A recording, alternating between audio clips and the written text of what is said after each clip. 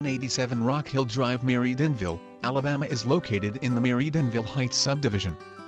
Merridanville Heights is just west of Highway 231-431. This 4-bedroom 2-bath home is offered at only $199,900. This basement rancher is located on a corner lot that is approximately 1.1 acres and is dotted with lots of mature trees. The buildings on the property are ideal for storage or playrooms for small children. The large kitchen was recently updated and is situated between the family room and the large rec room. The downstairs space is ideal for the teenager that needs their own entrance, with space for a computer room, a bedroom, and sitting area too. The master suite is spacious and, like most of the other rooms, has wood floors under the carpets.